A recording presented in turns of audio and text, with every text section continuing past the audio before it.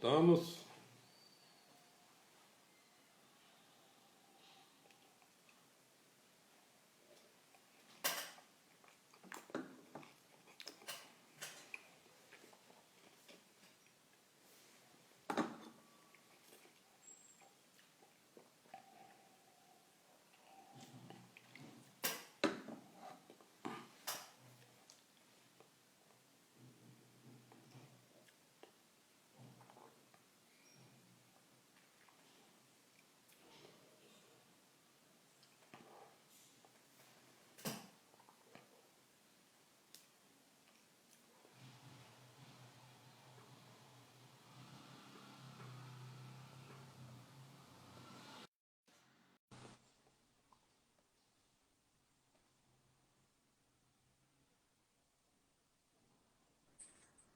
Vamos ver se...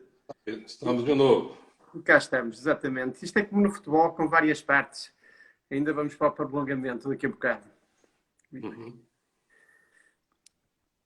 Muito Está bem. bom agora. Certo, ótimo. Eu penso que provavelmente o que aconteceu foi que me fizeram uma chamada e que pode ter deitado abaixo a ligação. Pode ter sido isso. Vamos lá ver se isso foi. Portanto, estamos a falar... Sim, ainda a questão das consequências da pandemia e Exatamente. E das possibilidades alternativas. As conexões podem ser aqui de Portugal, que estão mal por causa de ser hora de ponta. Toda a gente está na internet nesta altura. Tentei melhorar, mas não me parece que tenha a certeza que tenha melhor. Mas é verdade, isto vai ter consequências para todos os setores.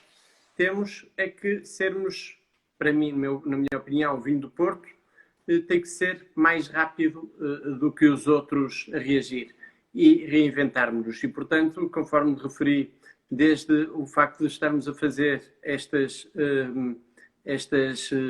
conversas ao final da tarde em Portugal, às 7 horas da tarde em Portugal, assim como o facto de estarmos a construir esta plataforma, estamos também a, eventualmente, num futuro muito próximo, a alterar o site, estamos a tentar comunicar de uma forma diferente. Por outro lado, obriga-nos também a abordar públicos diferentes, gente diferente, que é o que nós queremos, é exatamente chegar a gente nova e com isso também rejuvenescer o vinho de Porto.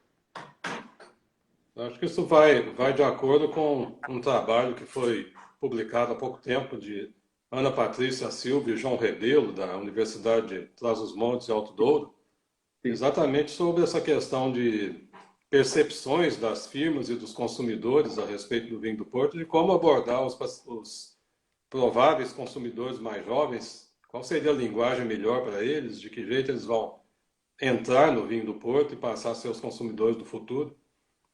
Isso, é que depois também é esta questão, é que é o vinho do Porto, eu vou sempre falar na história, mas o que acontece é o seguinte, é por ter estes 260 anos, tem uma complexidade enorme.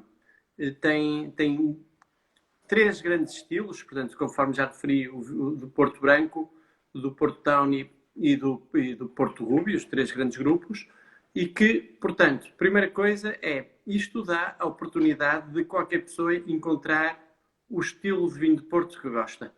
Porque se ainda não o descobriu, é porque ainda não o procurou o suficiente. Porque, como existe no casamento a nossa cara metade ideal, a nossa outra metade, aqui no vinho de Porto também eu acredito que é uma questão de procurar porque existe. E, portanto, a mim parece-me que aqui há uma grande oportunidade. Mas conforme estava a referir... Com uma grande vantagem, me desculpe, é que nesse caso pode haver perfeitamente poligamia. Exatamente, é exatamente a palavra que eu costumo utilizar, é essa. É que pode haver poligamia sem nenhum vinho se zangar connosco, nem a nossa mulher se zangar connosco, nem a nossa esposa se zangar connosco também, não é? Não é uma amante. E que pode ser partilhado também em família, não é? Mas, portanto, o facto de existirem grandes diversidades de estilo e dentro de cada estilo diferentes categorias, o que me parece é que isto depois também é necessário um conhecimento relativamente profundo para encontrar exatamente aqui este seu par ideal. E isto pode afastar de alguma forma o consumidor mais descontraído que está menos atento a estas questões. Verdade. Neste momento, temos aqui uma oportunidade ótima também, na minha opinião, que é o seguinte, é que em vez de termos que ter essa informação toda na cabeça, atualmente a tecnologia também nos ajuda. E, portanto, se através da tecnologia, se formos a um site que seja fidedigno e que tenha boa informação, podemos, naquela altura, aí sim, eu lembro-me que gostei de um vinho do Porto, mas qual é que foi? E ali consegue encontrar tudo o que quer. E isso também é verdade.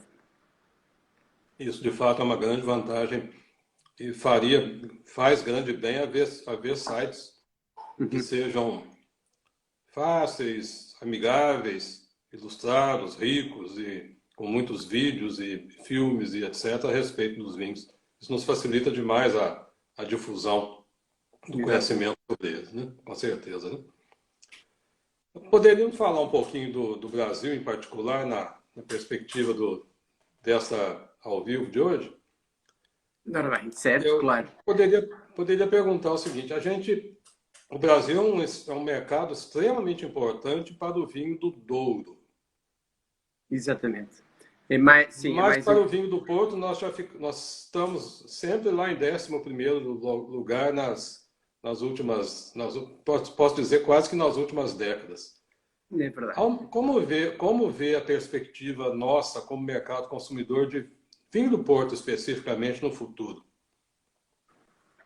O mercado do vinho do Porto é do meu colega Carlos Soares. O que eu estou a dizer é que temos um responsável do vinho do Porto, uma pessoa altamente conhecedora do mercado brasileiro, porque eu tenho a ideia que ele nasceu em Portugal, mas viveu durante a sua infância e adolescência e até início de idade adulta no Brasil. Portanto, o que tentamos fazer é algumas feiras de vinhos, uma entronização, alguns eventos que possam ajudar a puxar por o mercado. É verdade que o mercado tem-se mantido com algumas oscilações, ali sempre à volta do 11º, 12º lugar. Em 2019 voltou a subir para o 11º lugar. Havia provavelmente tradições grandes e algumas marcas como a Ramos Pinto tinha uma tradição grande e ainda penso que se mantém no Brasil. É um mercado que o IVDP continua, apesar de não ser dos mais prioritários, continua a apostar, caso contrário não haveria estas iniciativas no nosso país irmão. Porque eu até diria que provavelmente não há um investimento tão grande em mercados que se calhar até estão posicionados acima, mas isso já me foge um bocado à minha área. Mas a verdade é que sim, que é um mercado que eu acho que vale a pena, até pelo seu tamanho, que vale a pena investir. Isso, as perspectivas futuras, pelo menos quando e se um dia voltarmos à normalidade política, de saúde e também, obviamente, econômica, há um vasto mercado realmente a explorar, sem dúvida. Exatamente. Sim, é isso. Mas, sim, estou a fazer perguntas que tenho alguma dificuldade em responder, que é qual é a percentagem do vinho do Porto em relação a outros licorosos ou fortificados, como o Madeira, o Xerez, o Marsala. A mim parece-me que estamos noutro patamar. O nosso volume de vendas é francamente maior do que o de todas as outras denominações de origem de vinhos fortificados, exatamente porque já falamos, já não foi assim. No século XIX, os Xerez provavelmente teriam uma cota maior do que a do vinho do Porto, mas decresceram muito.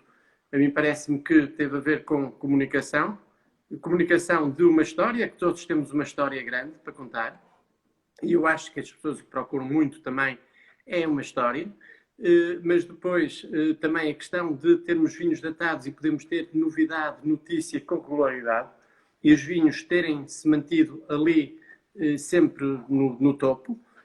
Termos ainda outra coisa, que é, na mesma região marcada, termos duas denominações de origem. Que eu tenha conhecimento, isso não existe no mundo.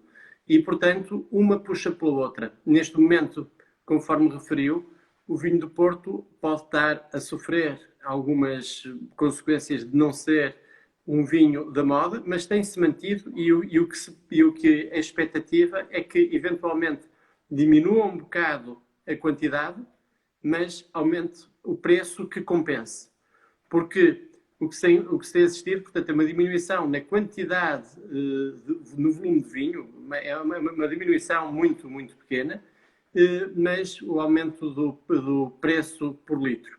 Isto também devido, e é o que se pretende mesmo, é venda de vinhos de categorias especiais. O que é que isto quer dizer? Os vinhos de melhor qualidade é que têm aumentado.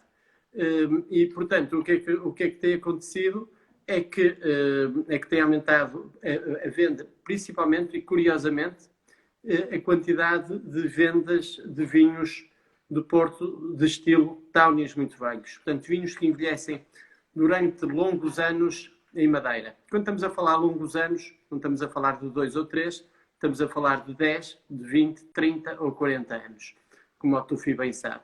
E, portanto, o que acontece aqui é que isto, de alguma forma, poderá ajudar a estabilizar essas vendas de vinho de Porto. Outra inovação que, de alguma forma, conseguimos ter foi a questão de terem surgido, e a inovação deve-se, obviamente, acima de tudo, aos produtores, de terem surgido vinhos muito velhos. Quando estou a falar de vinhos muito velhos, estou a falar de vinhos com mais de 100 anos, em alguns casos. E, portanto, o que tem surgido, esses vinhos muito velhos também têm ajudado a que os vinhos deste perfil de Tawnis velhos tenham aumentado. É curioso que reparei que entrou há pouco uma pessoa que ficou em segundo lugar no Master of Port do Canadá, High League, I don't know if you vindo do Porto, que nos estão aqui a acompanhar, o que é ótimo porque se nota efetivamente o interesse por estas ações. Ótimo. Isso é muito bom saber que É estão verdade. chamando a atenção. Seu nome chama, com certeza. Né? Não, Eu tocou e o num seu, ponto né? muito importante. Tocou um ponto muito importante, Beto, que é a questão do vinho, vamos dizer, premium. Os vinhos de maior valor agregado, de maior custo, etc. Isso parece ser uma tendência quase mundial e no vinho do Porto, com certeza também, isso ajuda muito a compensar um pouco a quantidade um pouco decrescente. Uma pergunta, esse tipo de vinho isso favorece de alguma forma as grandes empresas em detrimento das pequenas, de algum modo?